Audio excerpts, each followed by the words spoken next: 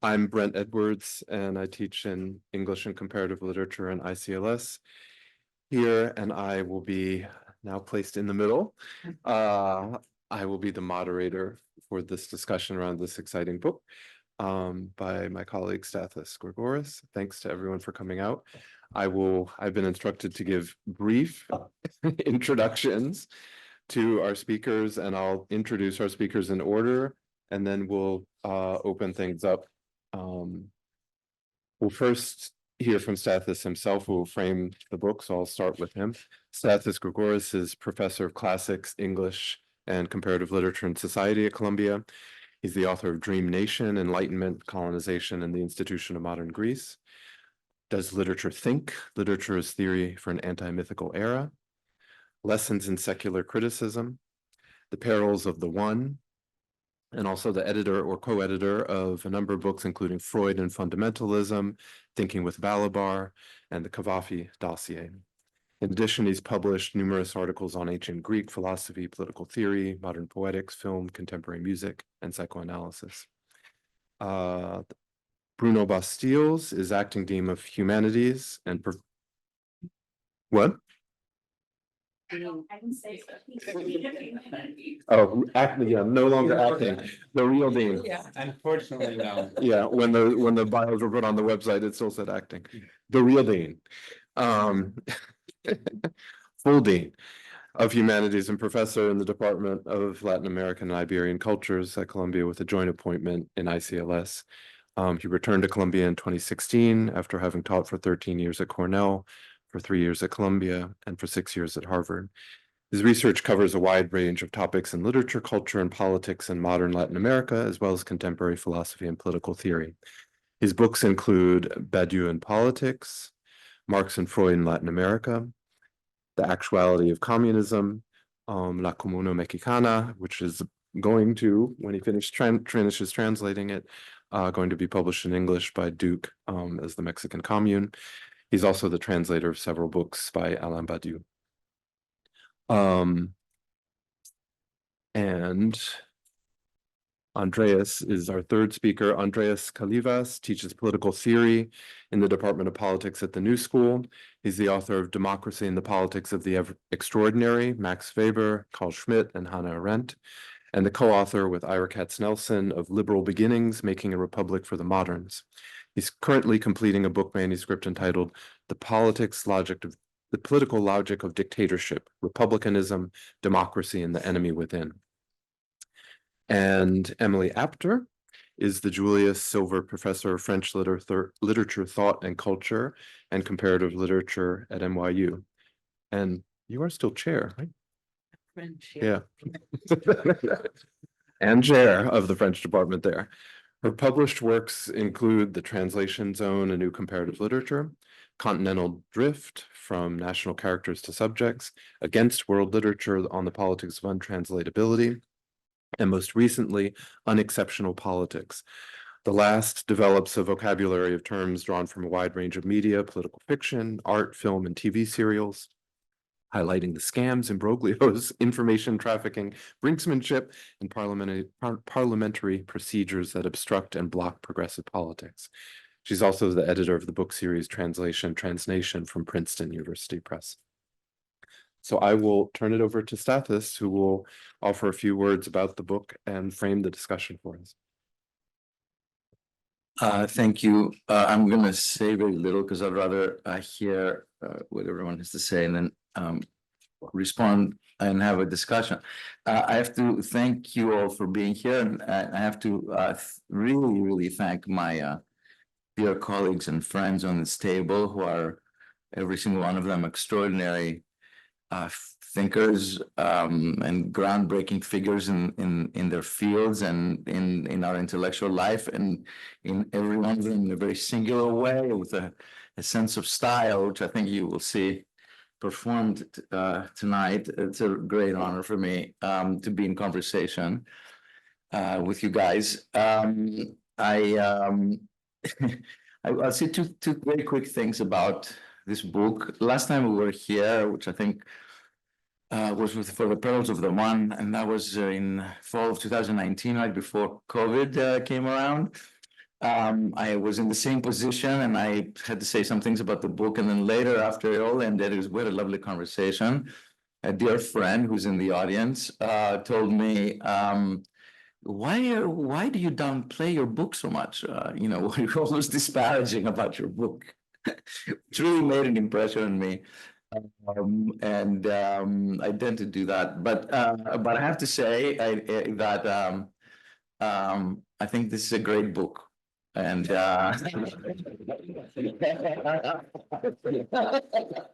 not because I wrote it. When books get published or all artworks, anything becomes public, it's no longer yours. It's completely gone, and it's great that that happens. And most all the time, I leaf through them and read them, and I cringe at various sentences and stuff. But this time, I really feel that didn't happen, and so. So that I think is an achievement for me. It is also a culmination of many years of thinking about these matters to the point where my desk is entirely clear and I don't know what to do from now on.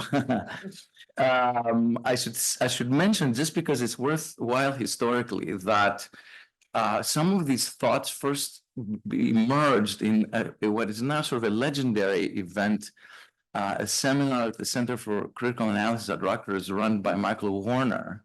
It's the year 2000, where Charles Taylor, Talal Assad, the late Alas Sabah Mahmood, Bill Connolly, all unveiled what were then to become the key positions in the so-called secularism debates, and what was truly an intellectual event where I really felt like a student again. And I always remember that fondly.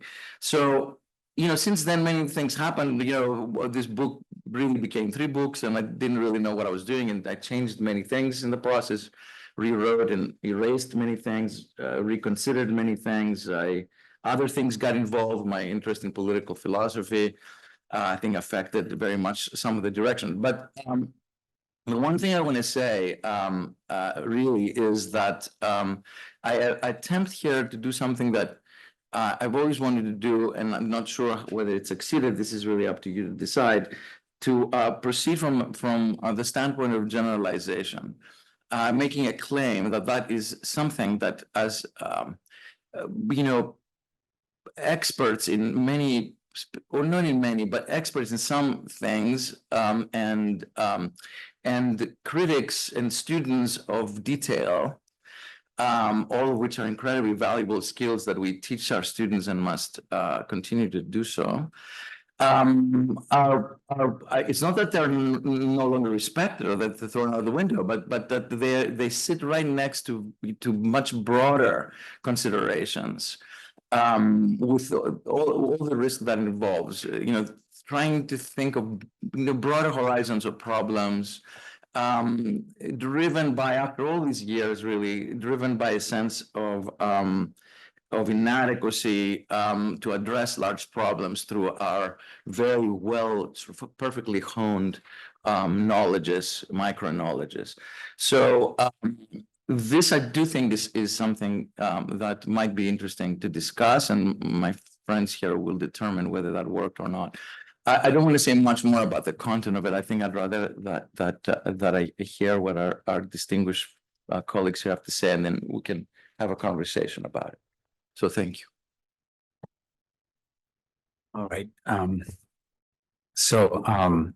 At first sight, when read superficially, based on common assumptions and unreflected prejudices, this book will seem to provide much fodder for a polemical thinker like me.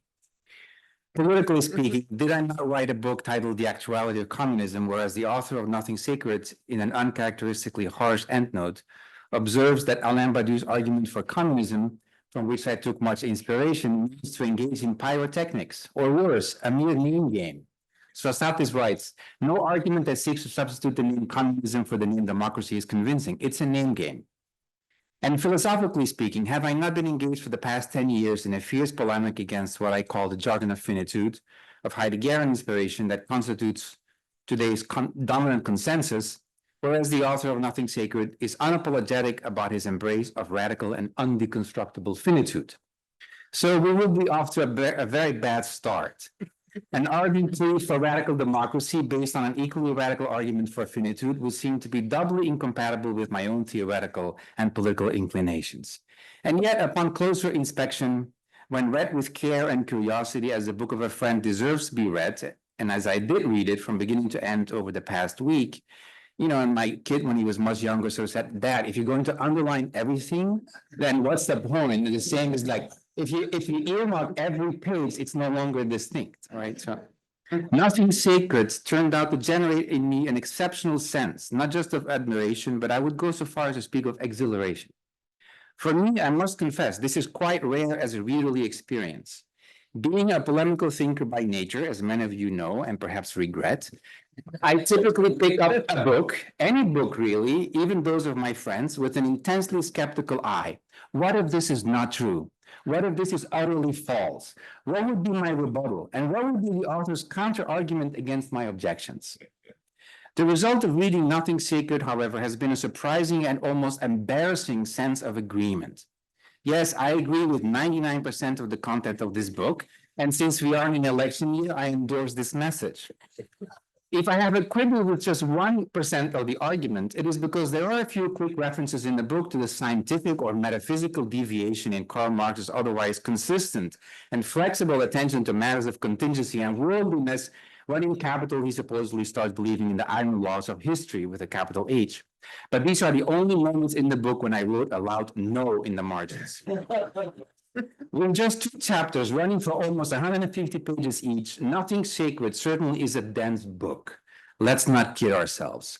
But it is worth every minute of your time if with pencil in hand you slowly work your way through its step-by-step argument for a new international and decolonial humanism, as well as a radical anarchic democracy that is willing to take the leap from resistance and negation to instituent, if not also institutional forms of left governmentality.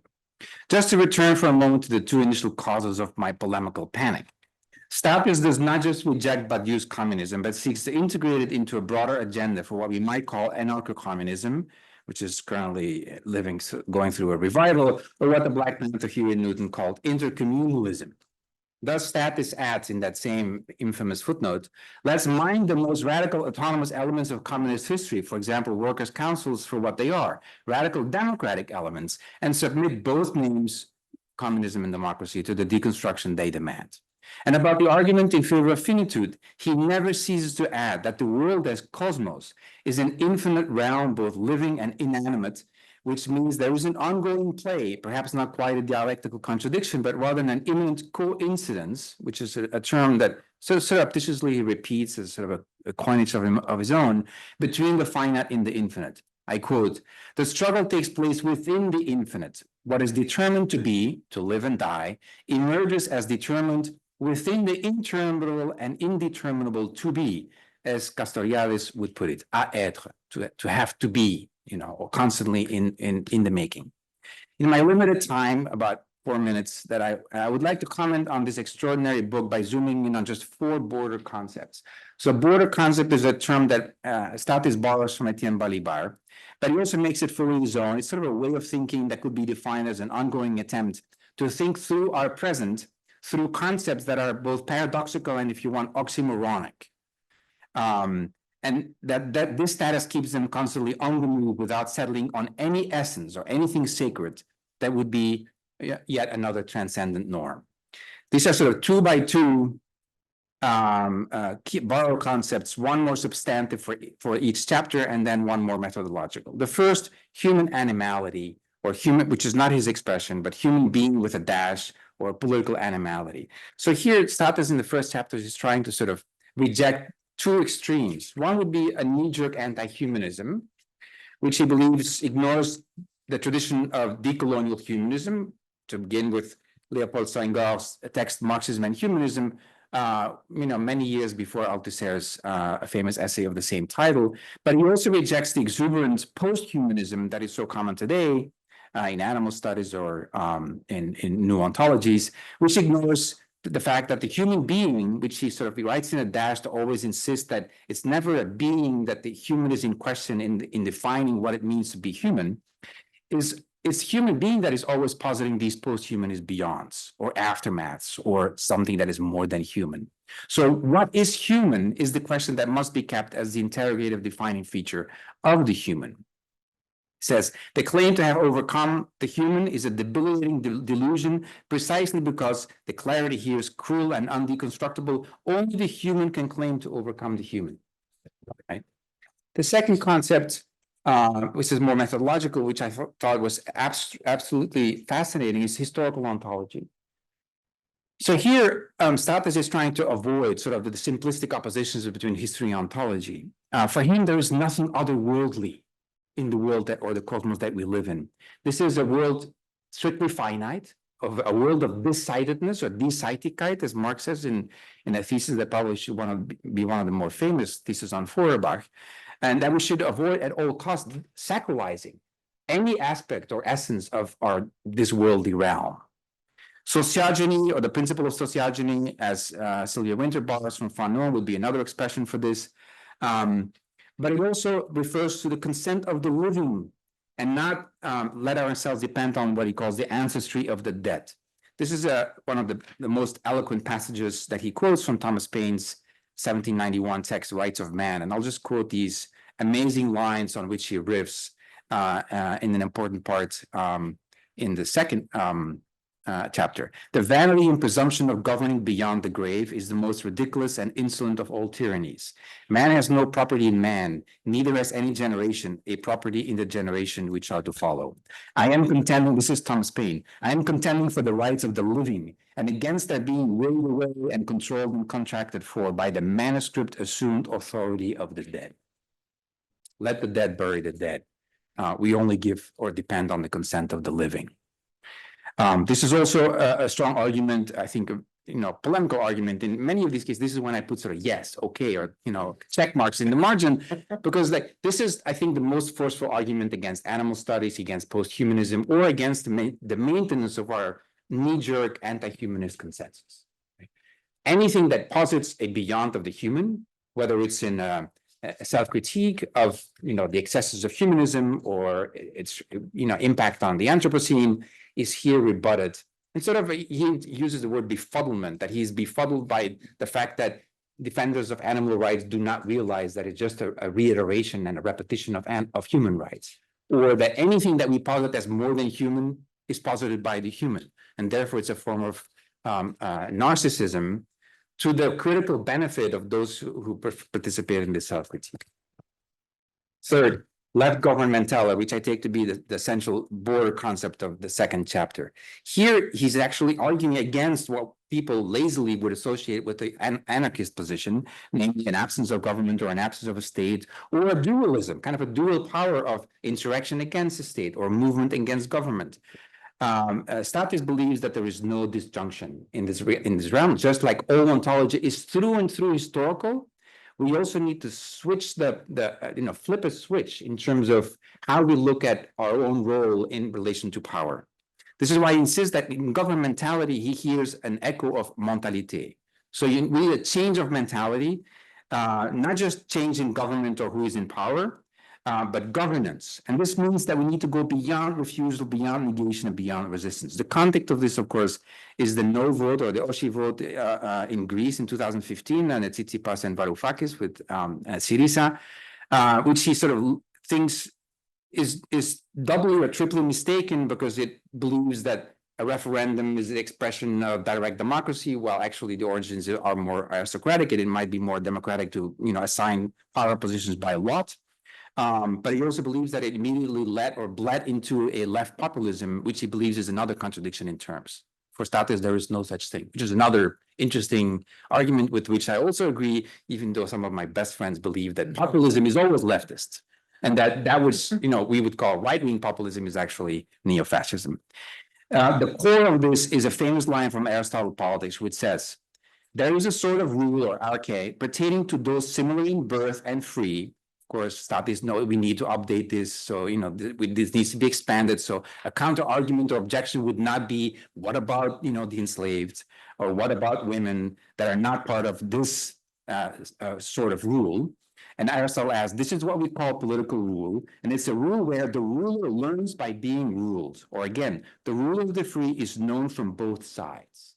So, those of you who have heard me in meetings, I am a major fan of the Paris Commune principle of, rotation and instant revocability of all positions of power to avoid the perils of the one, which is why I would like to continue being just acting doom. But it also speaks about, rotation and the coincidence of ruler and ruled, or of subject and object in actual practice. It's not just the idea of a dialectical or messianic, sort of Lukácsian reconciliation in the future, but there's almost no more opposition between movement and government. This is the switch that needs to be turned in our brain.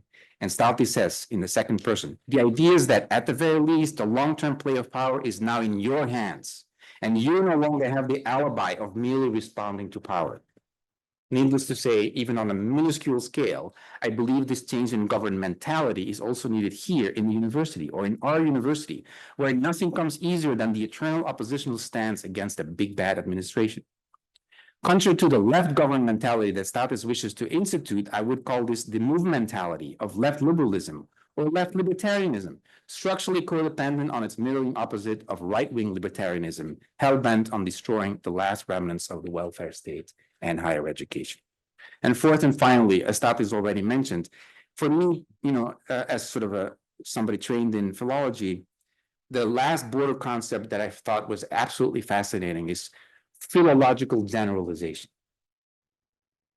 Usually, when we talk about philology, we talk about accuracy, precision, mastery, sort of this sense of respect for particularity. So methodologically, we may get the false impression that when he quotes so often Greek concepts or classic texts from Greek antiquity, that this is a form of nostalgia or reactionary humanism. But quoting also Hölderlin on sort of the Umkehr or the turning around or Andenken, the recollection, this is a homecoming or a turning home only to realize that there is no home, that the home is inexistent. So this omnipresence of Greek antiquity from the pre-Socratic to the Hellenistic period should not fool us that all these concepts, psyche, paideia, philia, arche, cosmos, politeia, but above all poiesis and autopoiesis, which he borrows also from Varela and Maturana, as well as from Castoriadis and Sylvia Winter, are translated in plain English, an emphasis on the making and unmaking of everything that exists and everything that we are, which is also the making or self-making that is a self-othering or self-altering part of the historical ontology in which history and practice goes all the way down. So in this realm, methodologically, Stathis thinks by incursions, by interference. He runs interference, or as he says, he thinks by juxtaposition rather than by an analytic or systematic definition. This is an unusual strategy for a philologist. And of course, there have been other famous philologists from Nietzsche to Gramsci. The latter defines it as the methodological expression of the importance of particular facts understood as definite and precise individualities, or what in today's jargon we would call singularities. But for Stathis, surprisingly, philology deals, like a drug dealer, philology deals in generalizations. To avoid the seductive tyranny of detail, or what he also calls theoretical work, resplendent with the glorification of the particular that has lasted uninterrogated to our day, he's trying to overcome the impasse of hyper-particularism and specialization by thinking big and ambitiously. So, we shouldn't expect a systematic reconstruction of Aristotelianism, even though Stathis' preference for Aristotle over Plato and Platonism is palpable on every page, and probably the reason for why he thinks Badiou is playing games. But rather he extracts a past principle or concept that has been made and unmade in the past and makes it work in other contexts to generalize its value in the present indicative tense as a kind of free indirect style for the present.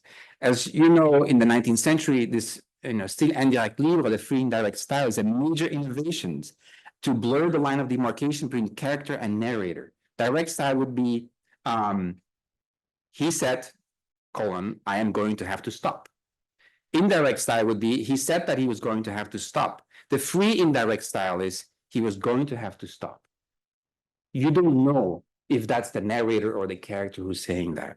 Similar for many sentences throughout Stathis's book, what makes this so exhilarating a text is precisely that as a result of philological generalization, every sentence begins to read as an aphoristic truth, valid for all times, as both utopian and critical, eternal and time-bound, ideal and real. Let me just give you one example, but I could open up and read any underlined sentence in this text. Democratic politics operates in an ethical realm without categorical imperatives, a priori principles, or transcendental guarantees, and is thereby constitutively perilous and precarious. So this is the context of the discussion of Aristotle and Paine. Is he talking about democracy as discussed in those texts, or is he talking about our current democracy or a democracy that is to come? Is it what it is or what ought to be? It is always both at the same time. And this is why he sort of is able to generalize principles from the past and make them work today. It derives from, creates, and sustains a politics of conflict, of contention and contestation, a politics of dissent. Contrary to whatever liberalism argues, the cornerstone of democracy is not consensus, but dissent. You can still have democracy without consensus, but you have no democracy without dissent. Therefore, divisiveness is not a negative or politically disempowering principle in the democratic imaginary. In the end, and I conclude, as a result of this method of philological generalization and bold theoretical work, we could conclude that what Stathis says about Edward Said also applies to him. And I quote, "Any careful reader of Said over the years knows that his language can achieve the most daring entwinement of the skeptical with the utopian, but is never equivocal or sophistic." I can think of no higher and more appropriate praise than to say that this holds true for the language of the author of Nothing Sacred.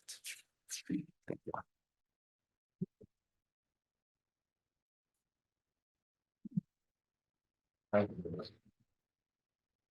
Andre? So yes, I will try to focus my comments today mainly on Stathis' reflections on democracy and what they mean. So also a broader question is what it means to reflect on democracy today, what particular challenges it poses. And let's say you are a liberal and you want to write about democracy.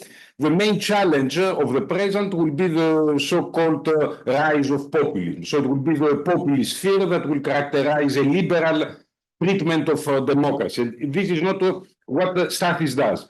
Another challenge is how to discuss democracy separated and disassociated from the actual appropriation of the term for the last 2 centuries by the liberal order.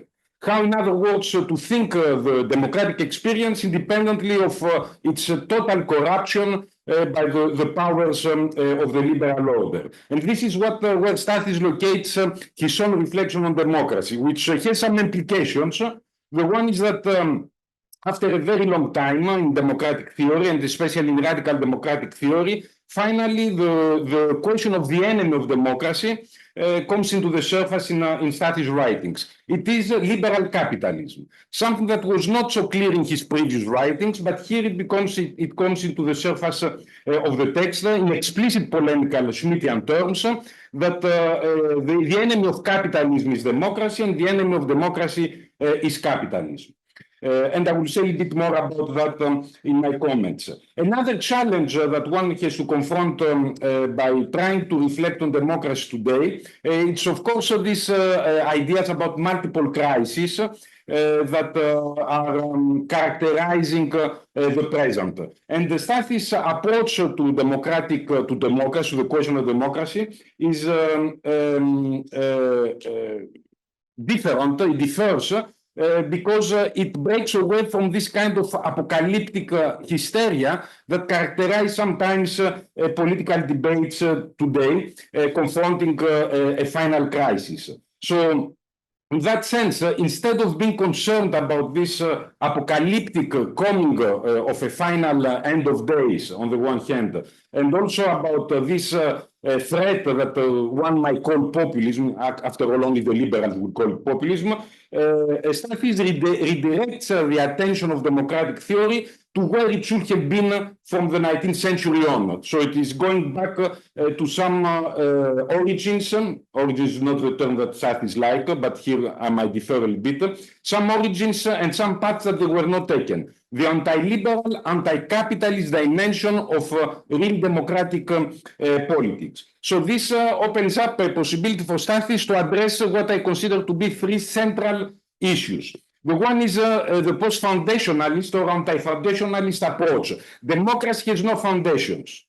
That is relates directly with the problem of the sacred, or why democracy is opposed to any sacralization as such.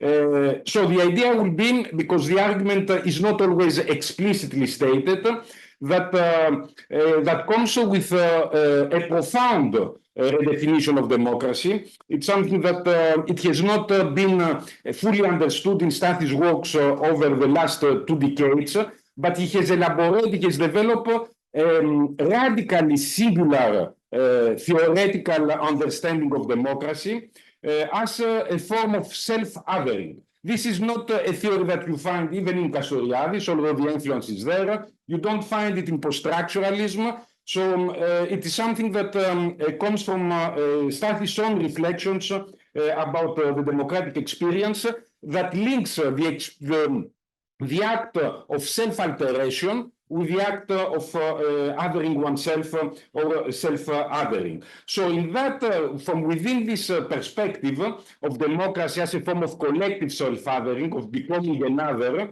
any reference to foundations, ultimate grounds, sacred beginnings, ultimately will pose an impediment, an obstacle to this movement, ceaseless movement of self-alteration.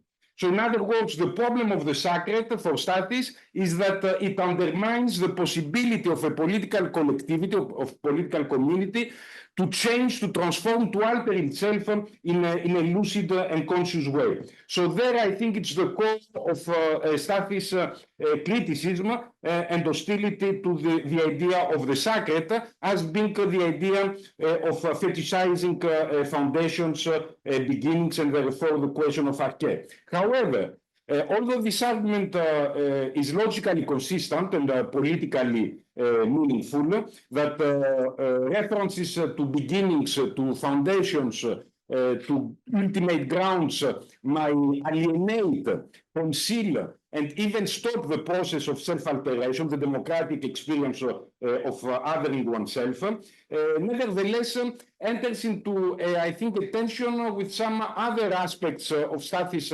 understanding of democracy that have to do with the project of autonomy as such. So my first question to this theorization of democracy on the one hand as a ceaseless process of othering oneself, and on the other as a process that does not have a beginning, ultimate grounds, or final foundations, the question is whether endorsing such a kind of groundlessness or absolute contingency might violate the democratic commitment to liberty or to freedom, however wants to call it. Since Stathis recognizes that freedom is the animating principle, even to put it in Montesquieu's terminology, let's say liberty will be the spirit of democracy, and we know this also in the theoretical trajectories of democracy from Aristotle, Plato, up to the moderns, up to the 18th century, when liberalism appropriated the idea of liberty. Since liberty is the foundation of this political experiment that we call democracy, why not to argue that the arche of democracy is liberty? In the same sense that autonomy might provide the ultimate commitment to democratic politics. Why not to take that path and to argue that the foundation of democratic politics is an absolute commitment to the liberty of free and equal individuals sharing a common life? So in other words, this emphasis will make more clear that democracy is not completely contingent, completely accidental, fully formal, because in Stathis' generalization of the democratic question, democracy sometimes appear as extremely empty, as only an experience in self-alteration without this animating passion or desire for a free, autonomous life. So this also brings to the second, an additional element of this post-foundationalism, and here Stathis builds on Cornelius Castoriadis' work on the hubris of democracy, or the problem of self-limitation, in the sense that this is precisely the same problem that freedom has. That it might forget its emancipatory desires and turn into something without measure, without limits, and auto-distract or self-distract.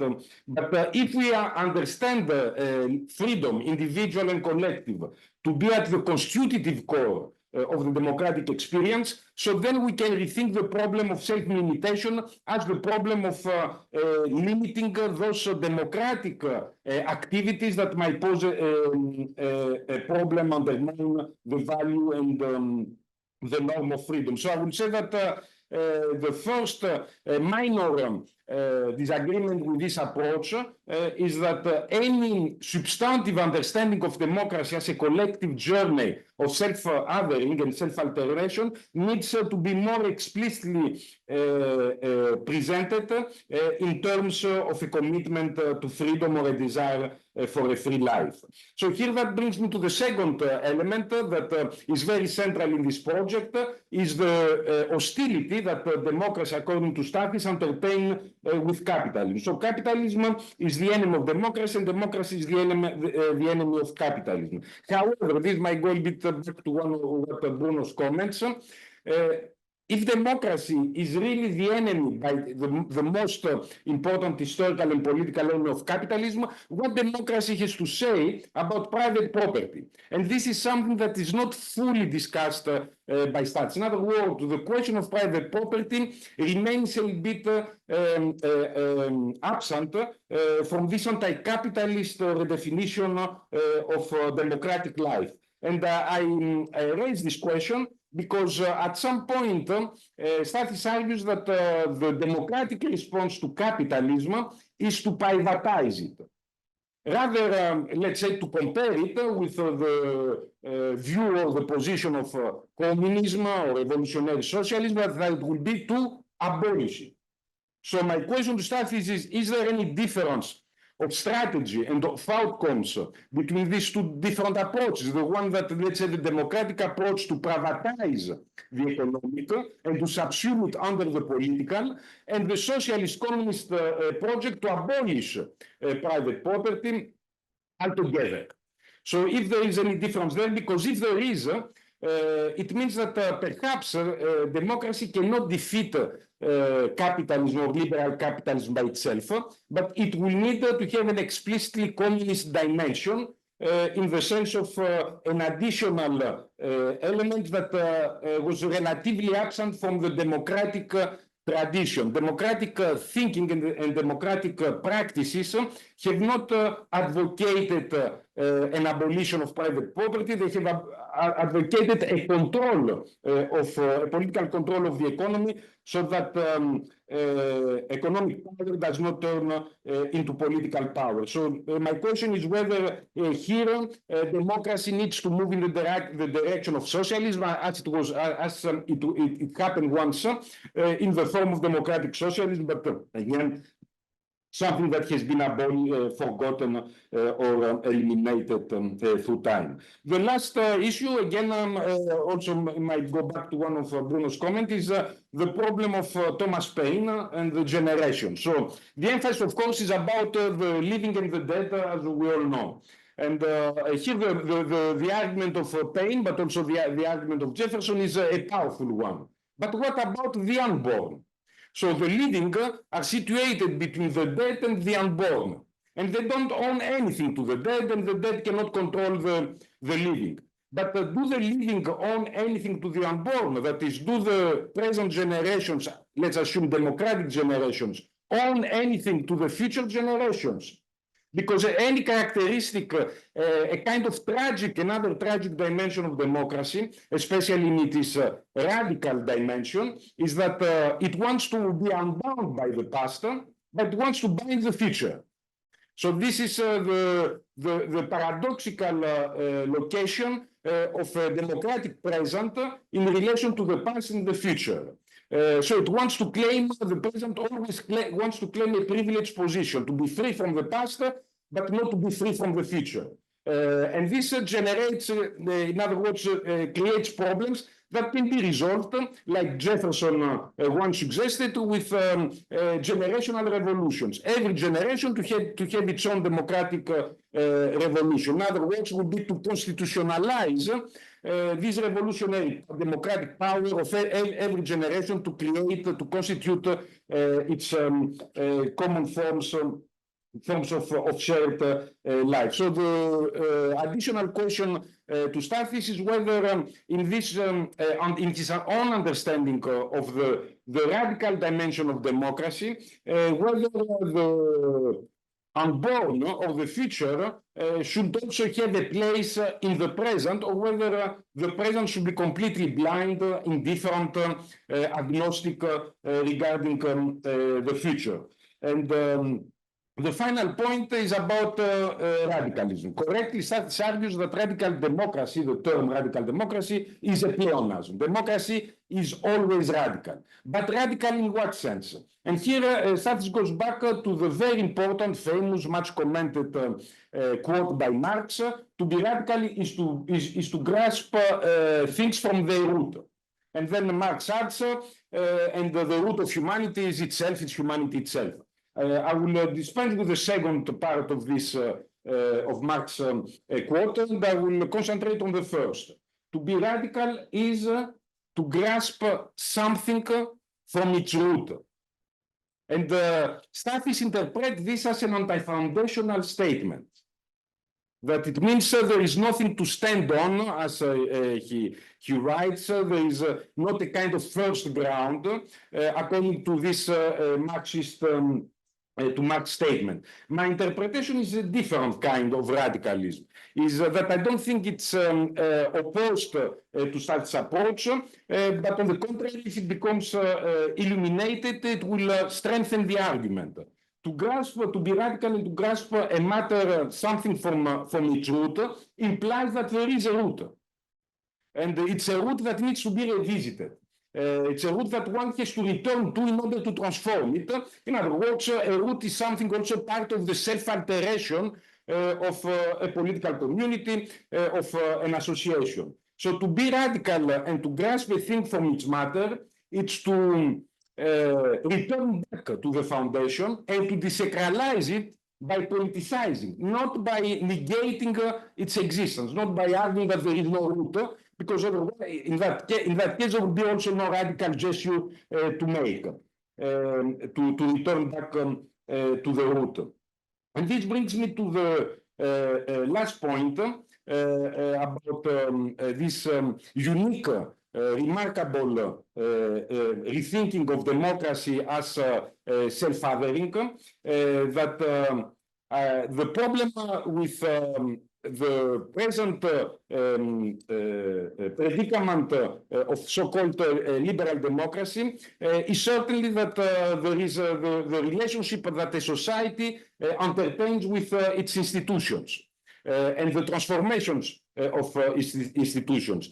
It is a mainly procedural arrangement that tries to legalize this kind of juridical constitutional fetishism or proceduralism that characterize the common situation. So for Stathis, a real democratic experience will be predicated on the experience of change.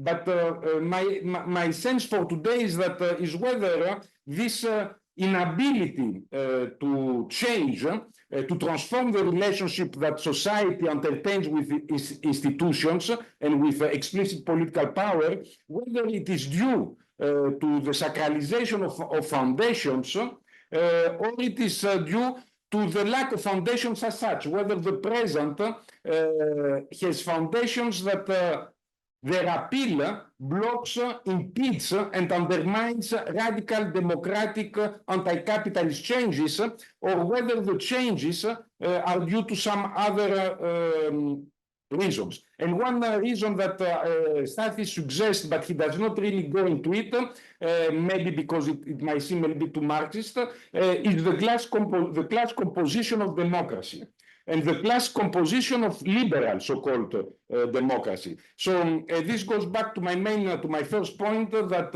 a democracy without fully some relative foundations in some classes, foundations in some values or normative principles might obscure the problem, the political problem of today, that might not be only the question of sacralization, but might be also relations of exploitations and so on and so forth.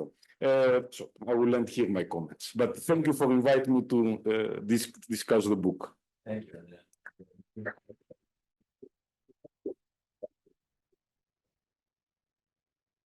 Okay, I feel like I have to get my breath.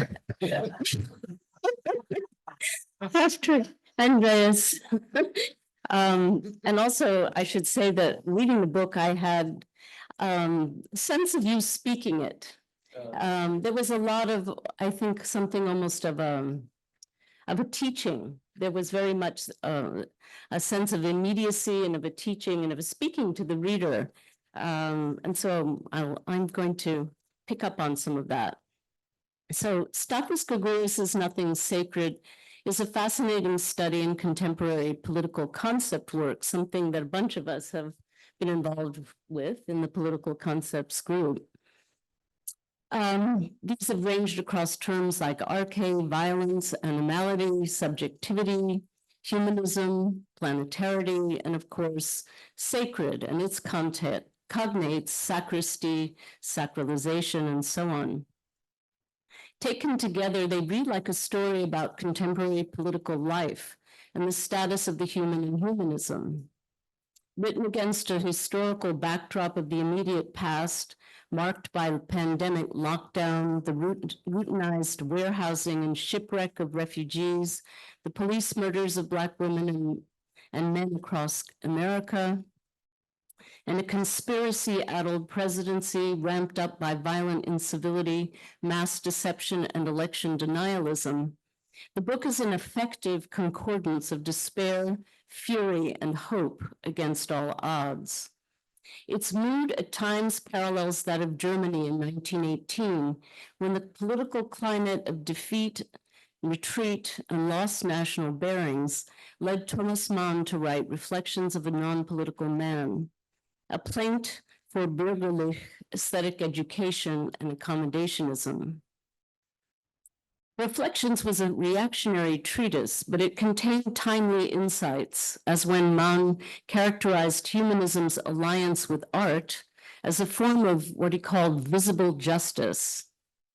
Visible justice, auditory justice, performed as music and composition, poetic justice, construed as political praxis, all we could say are experimented with as radical forms of analysis in Stathis's book.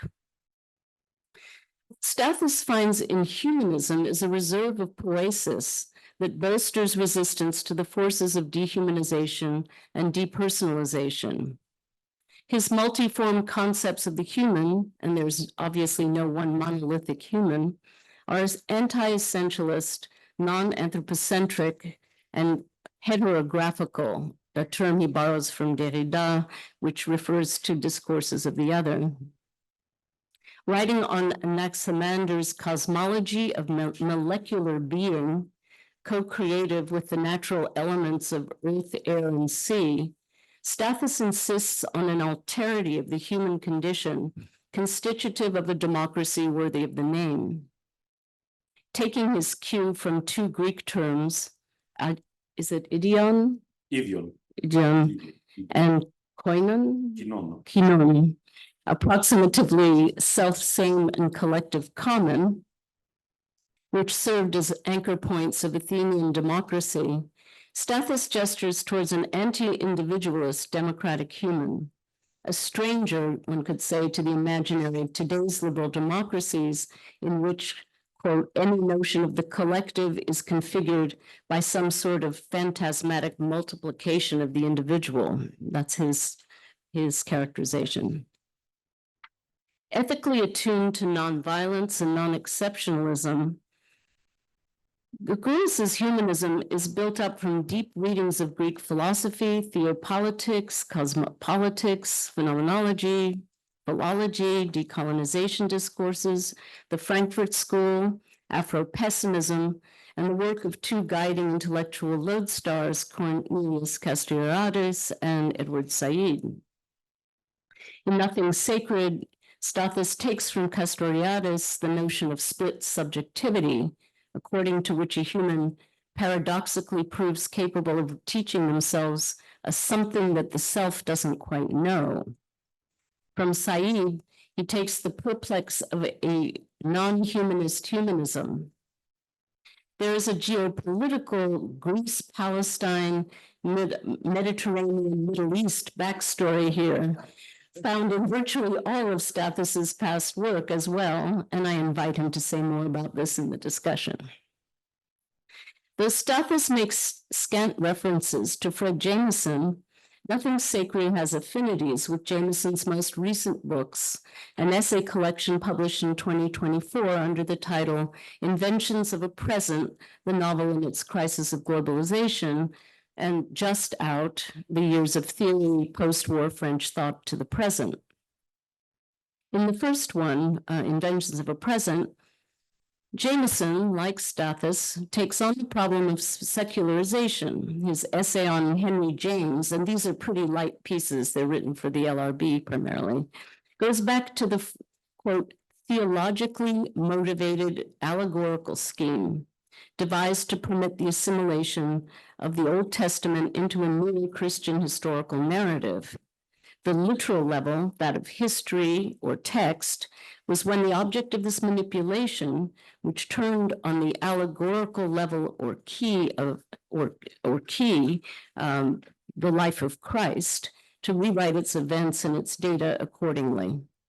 In modern times, this is still Jameson, the preeminence of that key falls away, save in specific worldviews such as the Marxian one, and the priority of the various levels then becomes optional, opening up what one might call a pluralism of interpretations. Okay, sorry for the long quote.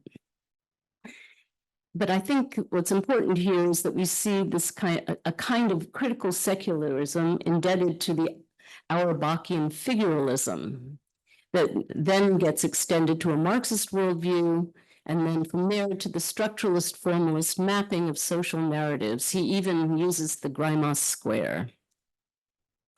In sharp contrast, Stathis's critical secularism trains its focus on a politics of knowledge, of phronesis, that positions, quote, political animality as a critique of political theology. In a parallel way, the anarchy of democracy is positioned as a critique of sovereignty. The objective here is to tap into a power of subversion that works against, quote, ensconced conditions of disempowerment and incapacitation, end of quote. This entails understanding how human societies sabotage their power to subvert with their drive to self-occlusion, his expression.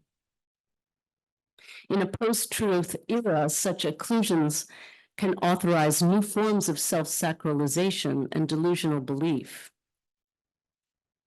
Can we really look to humanism to help rescue us from this fate? Stathis sets great store by it, at the risk of looking retrograde or being accused of liberal nostalgia. For me, one of the hardest tasks he takes on is the rehabilitation of humanism through an elaboration of decolonial humanism. This involves reading Plato, Aristotle, Marx, Heidegger, Benjamin, Althusser,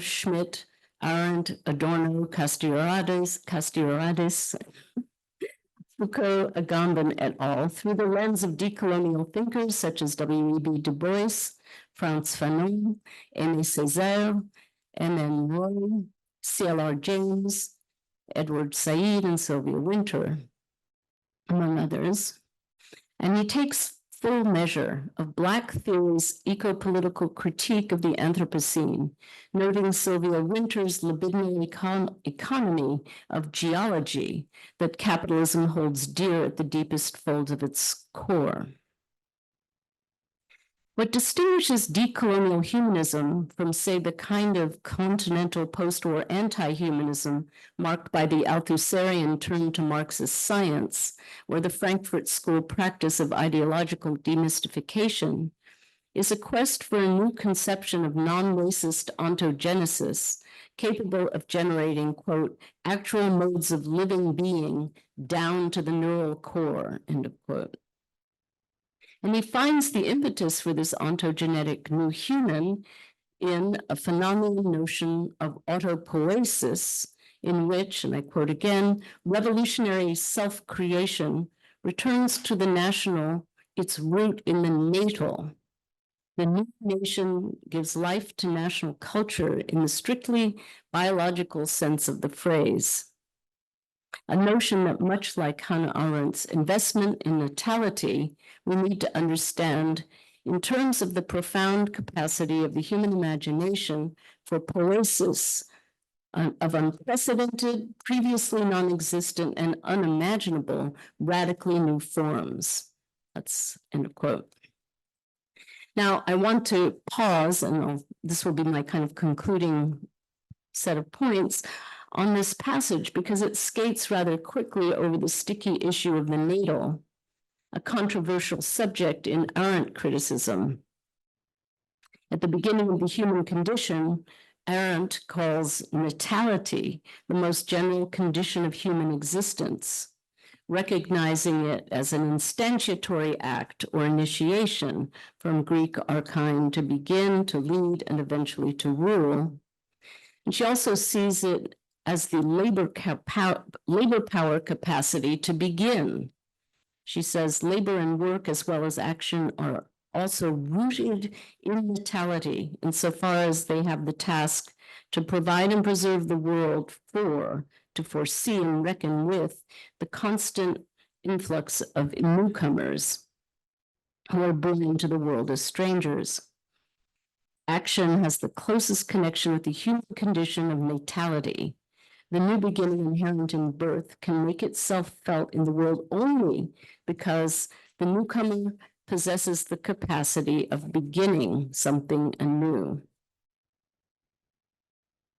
Arendt's fixation on natal exceptionalism, rooted in the fact that human beings appear in the world by virtue of birth and carry with them as part of their condition as humans this having been born factor, makes for what Martin Jay called a political existentialism. Humanocentric and individualist, it projects a transient, precarious, lonely world into which, quote, single individuals, unique, unexchangeable, and unrepeatable entities appear and from which they depart. Critics have argued that Arendt was a proponent of negative biopolitics, a politics that seeks to dominate or exclude mere life and inflates the uniqueness of human birth over and against the reproduction of life in other species. Marveling at the character of startling unexpectedness, and this is inherent in all beginnings and in all origins, she exalts natality as a form of newness that occurs against the odds of statistical laws and their probability, which for all practical everyday purposes amounts to certainty. The new, therefore, always appears in the guise of a miracle, end of quote. And with this language of miracles, she actually reverts to a language of sacralization that doesn't stop until it reaches the Gospels. She cites, a child has been born unto us. Now, to my ears, Arendt's appeal to natality, even in the service of a Fanonian humanism retooled for new nations theory, is hard to keep clean of ontotheological claims for the human and state forms of reproductive biopower, not to mention pro-life ideologies that would readily assign full rights-bearing legal personhood to the pre or unborn. It's interesting you got there too. This seems problematic, so I want to end with several questions to Stathis. First, given the strangeness of Arendt's notion of natality, especially its human-centric essentialism as the coin of the realm for all new political beginnings, do you really think it's viable as the kernel of a new decolonial humanism aligned with revolutionary self-creation?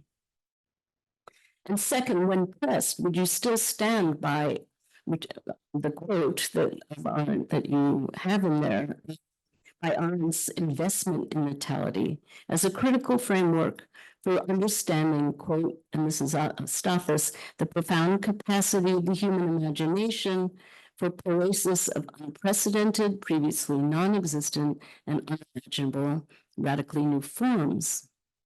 And finally, isn't there just a whiff of something sacred or ontotheologically exceptionalist in a concept of autopoiesis that holds out the political promise of a hapax legomenon or singular occurrence? Thank you.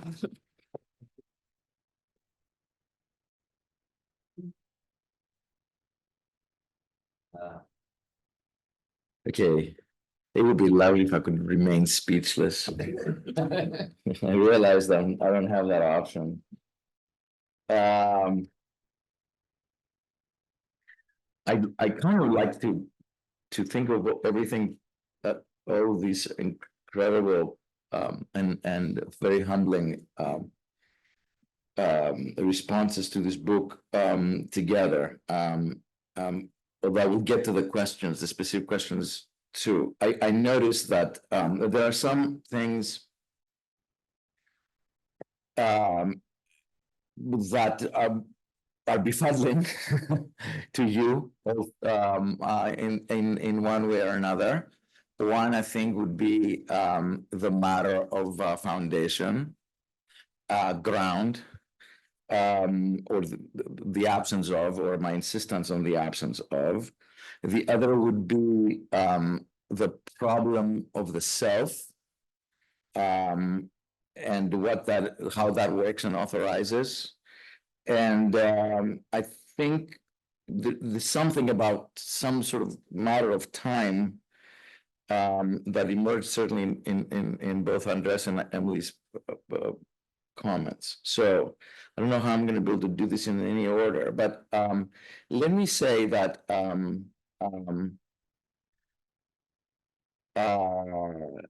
first of all, Emily, let's start with your question, which was a kind of point blank, a certain risk. Yes, there is a risk in what I'm doing that it might be a kind of that might usher onto theology in the back door, as it were.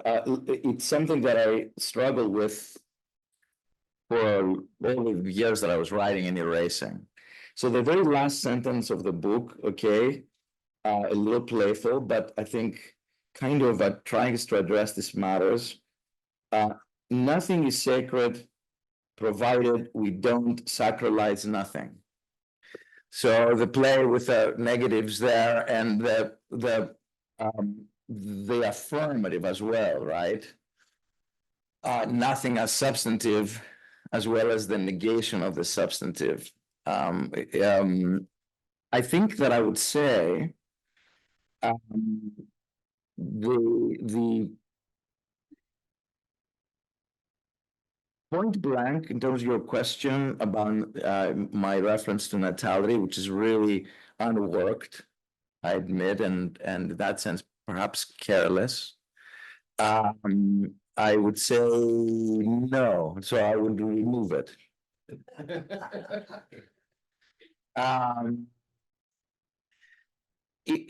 Another way to approach this would be, I'm not looking for excuses, but let's say sort of careless use would be to say that I as much as I can, I cannot say consistently so, that again, the readers will decide, but I try as much as I can to not use the term creation without simultaneously the term destruction. And right, you notice that this almost noted the notation is creation / destruction. So so even the notion of some kind of radical imagining of something that does not exist,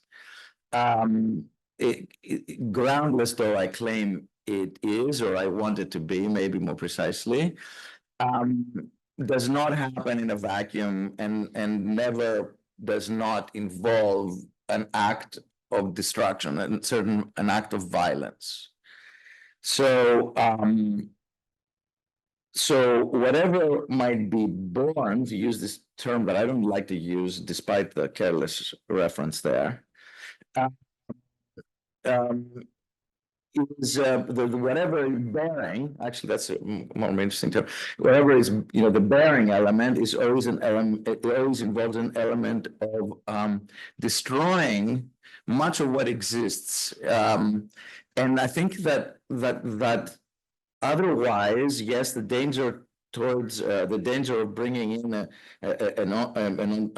theological ontology or an ontotheology is great. So I think this is, I will go now to Andreas directly on this matter, since you brought it up. It's interesting, you use the frame of reference is different, but you use the notion about the unborn. Don't the living owe something to the unborn, to the future? Which I think is absolutely a question that must be asked. I mean, in the classroom, whenever I've had to teach Thomas Paine, and I'll come back to that, I would insist on my position, and then I would say, of course, there's a great danger to this, because a generation can come in and institute fascism, or anything worse, if the some absolutely horrific devastation of the human. What you mean, you excuse that capacity of the living to do that? Or what if the idea that the Constitution, let's say, these are American students especially, the idea that the Constitution, or any Constitution, the Constitution of the United States does not really stand, really. Any generation can come in and just do anything it wants with it. Do we want that? No. It's like I say it to myself immediately in the classroom. I mean, more seriously, the idea of not thinking of the unborn or thinking of the future in today's moment is absolutely problematic, given, of course, the problem of planetary catastrophe, the ecological calamity. That's what, after all, politics of ecological politics involves. However, if I were to answer Andreas your question by agreeing that there should be some responsibility to the future, I would also say that yes, we do owe something to the future, provided that the future does not owe anything to our decision, which is the same as the last sentence in the book. There has to be that kind of whatever we owe to the future, we cannot assume that it's binding for the future or by the future. So, so then our decision, the gravity of decision becomes even greater. The political gravity. We have to decide on nothing, on the basis of nothing, on a groundlessness about something for which we would be responsible. But we cannot bind anyone to this decision, regardless, even though we might wish, because we are enlightened and we think this is the democratic principle or whatever. I'm obviously making fun. There has to be a kind of the tragic dimension must be sustained. And that is something, I mean, Nenny knows who I've tortured, years with these kinds of things. Dinner evenings, this tragic position has terrible dangers that I'm unwilling to compromise on, even though I recognize how terrible they are. So this, I think, might come back to the issue of what is the politics of democracy, of the kind of a radical democracy. I'll come back to the self at the end, versus my kind of anarchism, which I increasingly see, and I think this will make Bruno happy. It's taken me a long time to get there. I increasingly see my anarchism in relation to a certain kind of communism, to which it, after all, belonged historically, though unfortunately that the relation was severed. You know, so you know, liberty cannot be the ground of democracy as a given a priori value, because that would give liberty a transcendental signification that would then authorize the actions in its name, in such a way as to render the people who act in that way objects of that notion. Not, you know, they would not act freely. They would act in relation to a certain principle that they respect. And I would argue that liberty, if we're going to use the term, if we're going to keep the term, I'm not sure we want to keep the term. I'm really not sure. In any case, it would have to be the object of democracy, and it would have to be an object that can never be fully grasped or conquered. It would have to be the object that is always sought after and revisited and re-engaged, repoliticized in the process. And here I'm thinking, and I just taught it just literally last week, you know, Fred Moten's, you know, sort of famous analysis of the you know, the case of the slave who refused freedom. It's a famous discussion. So very problematic for students, right? The act of refusing that which has been refused you, refusing freedom, because the freedom that you are refusing is given by those who had deprived you of freedom. So there's something there very complex and problematic about what freedom might mean. And I understand the critiques that will be leveled as, you know, this position ultimately Moten's, that is ultimately some kind of sort of radical existentialism, or some kind of position that is thoroughly depoliticized, you know, freedom as that which is always created from within in a certain autopoietic fashion. But I think that analysis would be kind of a liberal view, because what's interesting in his position is not really the desire for freedom, or it's the actual act of refusal, right? The refusal of the whole system that values freedom as the ultimate value. I want to keep that anarchic position, literally speaking, in the method, for all the, you know, the perils in terms of what kind of politics it might lead to open. So this, you know, this leads to the hardest thing of all, which has to do with the issue of my use of the notion auto or self in a whole lot of phrases. Of course, autonomy. You know, everybody mentioned autopoiesis. You know, autodidacticism. Normally, you mentioned, yeah. Oh, sorry.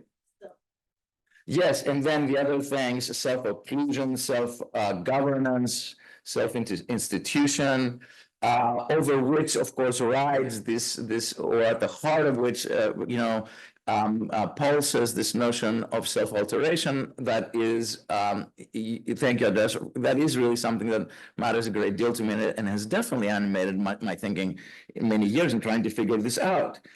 So, you know, this self and auto figure has to, in my mind, remain a groundless figure, A groundless figure does not mean that there is, let's say, let's talk now subjects. It doesn't mean there is no subjectivity there. You know, the subjectivity that, after all, teaches itself something, the autodidactic moment. And I have an extensive discussion of the autodidactic impulse, particularly in the Black tradition, but in various other aspects, including, of course, the reference to Antigone, from which this comes. You know, as a moment of othering, as a moment of refusing the obedience to principles that are set in advance. A moment that could be called, I'm not going to use a moment of natality, but it's certainly a moment of creation, yes. A moment of creation from, obviously, some sort of subjectivity. But this subjectivity does not remain in any sovereign position in the act of making this, or creating, or destroying, or acting politically, you know, insurgently, or whatever it is, because in the very moment that it does that, it becomes other than it is, and that kind of, yes, endless, in the same way that has no beginning, it has no end. This is where, you know, Bruno. So I think, thank you. You know, you did point out the significance of the infinite in my thinking. My attachment to finitude is a very it's a very real one. It's just that, you know, we die.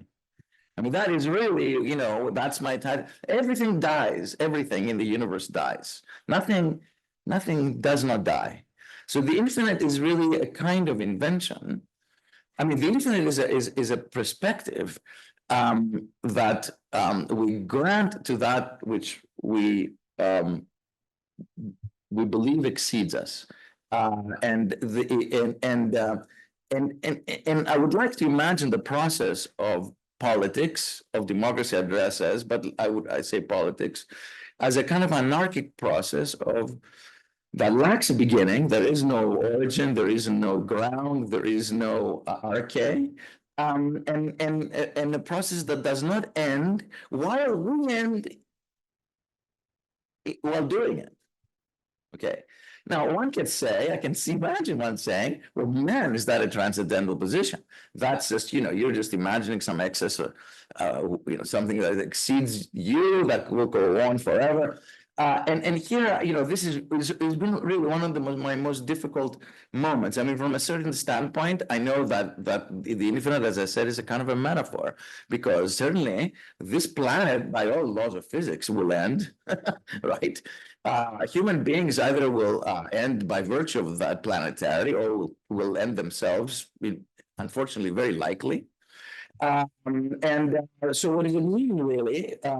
You know, so here, I think there's a certain kind of metaphorics that I'm trying to preserve, a certain framework of infinity, in which what is groundless can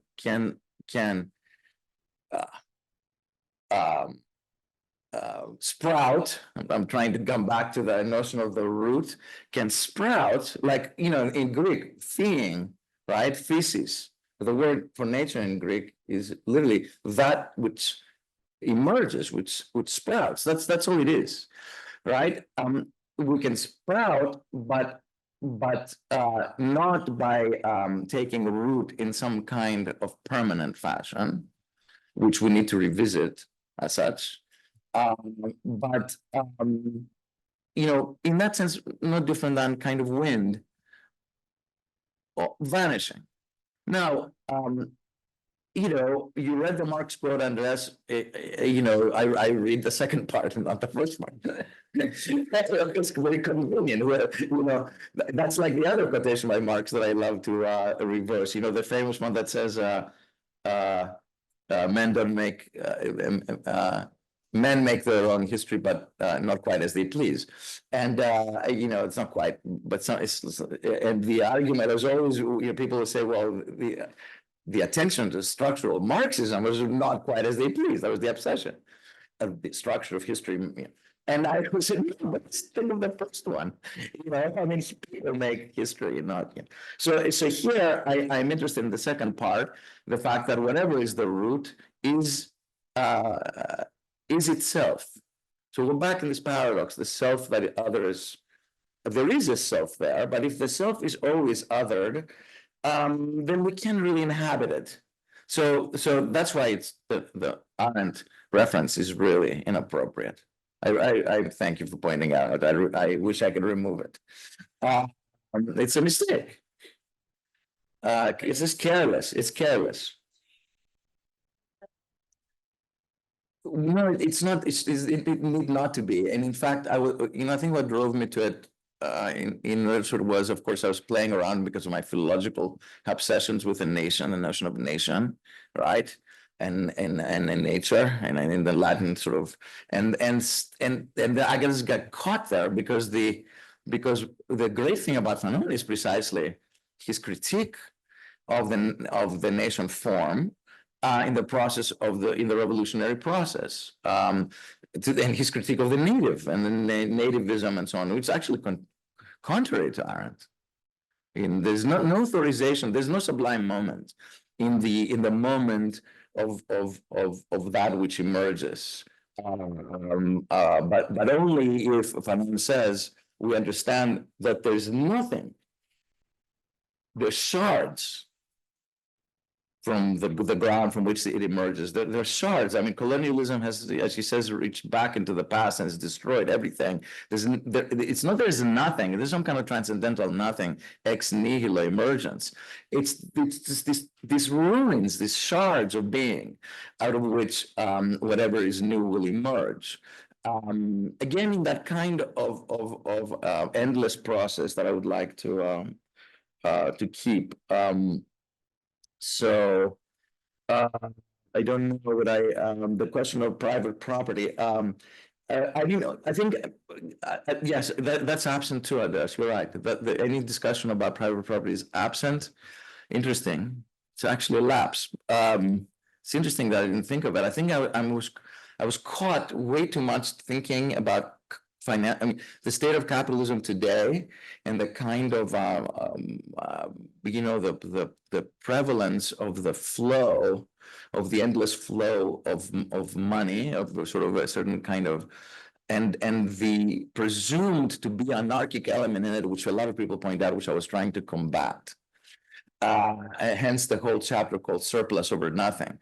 And I neglected to attend to private property. But yes, of course, democracy, in my mind, radical democracy, however we call it, would, as an enemy of capitalism, would tend to socialism. I don't say that directly, but my anarcho-syndicalist sort of provenance, and let's put it that way, I think is embedded in that. Part of sort of, Bruno, the quotation you read in the beginning, which is, I'm embarrassed by really, the slap at Badiou in a footnote is really kind of a remnant of the early phases of writing that at that point I was really trying to position myself in these debates and not wanting to endorse a kind of what to my mind seemed to be a voluntarist understanding of communism, kind of Platonic understanding of communism. But if one reads carefully, there's the last part you wouldn't know because it's all mixed together. The last parts I wrote, which would include the surplus over nothing argument, it's very clear that I'm talking about a kind of anarcho-syndicalist notion of democracy, and clearly, as you said, anti-liberal to the core. Now, mind you, and I will finish with that because I really want to hear other points. Another problem here, and I think everyone will relate to this, is my vehement anti-liberalism in the latter things that I wrote in this book. In the midst, as Emily, you gave the account of the space in which this was written so well, tormented me thinking, but my enemies are anti-liberal. All these fascists are anti-liberal. All these, racists are anti-liberal. Etc. And here I am, hitting hard at the very same object that they are, And this is really something that I don't know how to address. I mean, in a He's the enemy of my enemy is my friend. It's no, yes, yes. Yeah, and that's a very stupid idea. Because that does not even enter the discussion of friendship. It's really about alliances, you know. So that yeah. But so that's another. There are. It's incredible after all these years that there are things that are still tormenting me and clear and unresolved. That's another one. I invite everyone to think of this quandary because I don't think that we can go on addressing the problems of our world without a really serious and brave and really uncompromising critique of liberalism. I don't think there's any way we can proceed without doing that. But at the same time, we have to remember that over there, you know, those people that are really dangerous to us, they will actually destroy this university, all right, if they come to power. And the next day, they will want the same thing. So I think these are quandaries that I don't really know how to address better, but I'm just to simply be aware of, you know. Thank you, really. Thank you for this amazing time. We have time to open it up to questions and comments from the audience. Okay, we're a little bit over. Let's keep going for a few. I'm the moderator, so I can decide. All right. Let's pass the mic around. Please do use the mic because we're live streaming. Oh, of course. Thank you so much. And as for the enemy of my enemy is my friend, that is the classic mistake of the left. So Yes, very good you know, mistake. So I'm sure I would understand a lot of this better. We'll understand it when I read the book, but thank you. This is incredible. I'm going to start with, I have three quick things. And they're really in the mode of, can you say more? The first one is I was really intrigued by the free indirect style of the present. I want to hear what that means. The second thing is I want to know more about this kind of what I would call post-humanism, which isn't humanism, but post-humanism, and how what you mean by political animality as a critique of political theology. And then the third thing relates to what you just said about the infinite being a kind of metaphor. And I was thinking, and groundlessness. Groundless is a huge metaphor. And I'd like to know how the metaphoricity of that plays in, because I tend to think of theology as the groundless, the thing that steps in when everything is groundless. And I know you don't mean that. Yeah, excellent. I don't know what to answer the first one. The free indirect style of the present is really a way for me to displace any kind of grounding in some kind. I mean, as you know, Julie, I'm a radical modernist in terms of my literary sensibilities. So, you know, I'm basically struggling against the tendency to give substance to the present of that order. So I think this is my way of displacing. I can't say more about that, except that it's kind of a nice phrase. The thing about, okay, political animality, that was a kind of a wager I took, you know, from the beginning. I took Aristotle's notion of zoon politikon, you know, the political animal, very seriously. I took it out of its context, of course. He means it in a very specific way. That is, you know, the being of the polis, basically. But I'm interested in the fact that he chose the word zone, which is the word for animal, even if he attributed to it a kind of a quality that's kind of historical, to make a certain argument about the human that would resist the classic humanist arguments of, you know, rational language, reason, etc. Right? So wanting to retain a certain animating substance in this animal, because after all, the human is an animal, like any other, but also unlike any other. And this paradox of like and unlike, I wanted to elucidate not through the classic sort of humanist histories. Because humanism is my argument here, there's no such thing as humanism. One, there are many provinces throughout history. Many of them will go back even to the, you know, even before the classic argument about Italian humanism. And as an origin,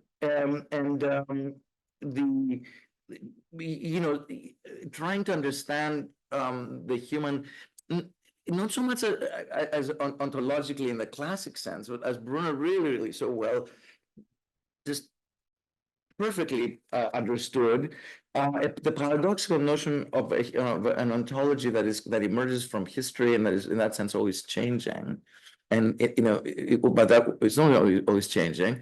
It comes to be, and by virtue of coming to be, it can unbe. That's the political project. All forms we create, we can destroy and hopefully build better ones. But so the animality was a wager there so that's why it's not a post-humanism. It's not well, the second thing I think everybody pointed out, the history of the anti-colonial humanism, primarily of Afro-African diaspora people. Well, I don't know what that means. Yeah. Yeah, I mean, I don't want to think of the humanism I'm trying to work with here is a post-human. It's not some kind of the new phase. No, I'm actually pretty okay with mining histories that have already addressed some of these issues that post-humanism claimed to overcome, and to raise questions about what is this claim and who makes it. And that includes animal studies that of course, animals' rights as human rights here, element here, etc. So the last thing was theological, the groundless. So yes, of course, again, my students even pick that up. Of course they do. Yes, the classic argument of, let's say, a certain kind of metaphysics that belongs to monotheism, specifically, I would say, again, a complicated notion, monotheism, leave it open, it belongs to the previous book, is some sort of creation out of nothing, a kind of, that kind of ex nihilo creation, which is you're right, it is the theological figure.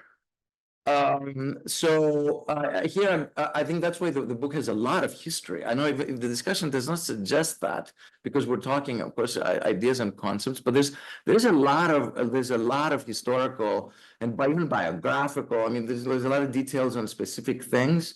So this radical creation that has no ground does not mean that it happens in a vacuum. It's important to sort of differentiate for me ground from which something is built and sits or is rooted in a kind of classic sense, organic, romantic sense, from something that occurs in the midst of, as Fanon understood, shards of being, destruction by history, without actually having a ground. So I think even Foucault's understanding of discontinuity would address this too. I mean, there's not that there's nothing around us, right? There are a lot of somethings, but no something can, according to what kind of politics I want to espouse, right? No something can stand as ground. So this could lead us into other discussions about environments, what surrounds us, what permeates us, instead of what we are, so that, it's a just sort of and go into a different epistemology. Hard questions. Thank you. So as first of all, my gratitude to all of you. This was a very rich exchange. The one thing that made me impatient, because I'm impatient by nature, but I'm also a poet, a translator, and a psychologist. So that's how I come to this discussion. That's what I bring in my head. And I've been working on the lives and works of two major sort of looming figures in modern Greek literature, in modern Greek music, and also in modern Greek politics. And they're two brothers who fascinate me. And they come to my mind because I'm talking about Mikis and Yannis Theodorakis. And I bring them up because to me they sort of present in this context as emblems or carriers of what this whole discussion aspires to, which is in essence, from my mind, a better world, where people are thinking freely and knowledgeably, where people can trust each other. I mean, and so how do we see that in human action? And so I guess my question to you is that, so I think about notions of heroism, and I think about, what was the other word? Heroism and courage. And what role do those play in this conversation and in the actual histories of nation states, such as Greece? And, in that context, how do we think about people like Mikis Theodorakis or Yannis Theodorakis? And I bring up the younger brother because he was a investigative reporter and did some, he was involved in politics all his life, as he was also involved in his poetry and the politics of the day. So I'll just leave it at that. Yeah, I don't know. I don't know if I can comment on Theodorakis, but I will. I mean, the audience, we made a lot of references for that, but I take your question seriously. I write against heroism directly. I say that actually, because my notion of what is tragic is really precisely that which is not heroic, but that which is in some ways horrific, according to kind of Sophoclean understanding of the horrific and the awesome, not the way the kids use it today, but the oil producing element and the lack of guarantee, the risk at every decision. Courage is, first of all, I should say that, I am of the generation, of a certain generation that certainly in our, even in our teens, we really believe we could change the world. I mean, that's really my subjectivity is formed by that desire. A desire that I can still connect to, although I know, much more critically. Obviously, again, it's sort of inevitable. It's part of aging, but also the world is different, and although the desire to change the world is at the heart of I mean,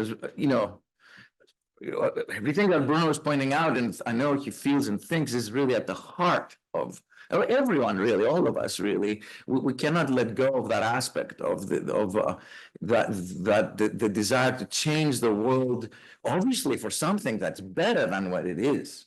We can disagree about what that is. Although that desire it deserves to be retained and cultivated and acted upon still, I don't.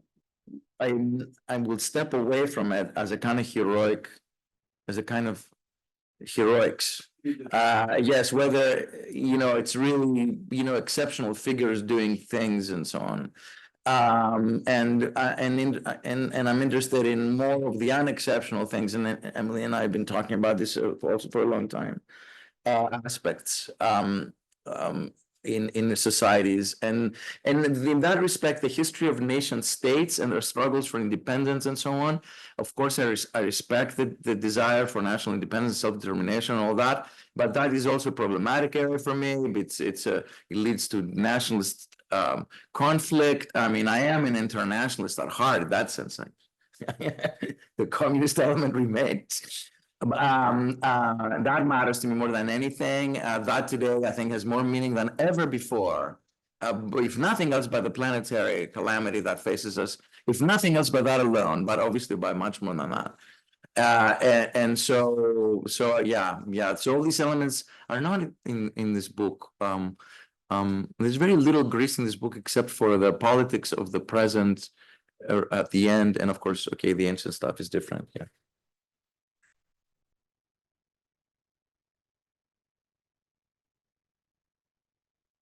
Would be a place to end. Yeah. It's up to you. Okay, we can move to the reception. I want to take a moment to thank Stathis and our panelists for invigorating, if you believe that, but an invigorating onrush of conversation with a lot of ideas. For those of you who have not read the book, I was feeling for you if you haven't, but certainly it's a spur to go out, pick up the book, and dive into it. So please thank our panelists and Thank you for coming. Thank you for coming.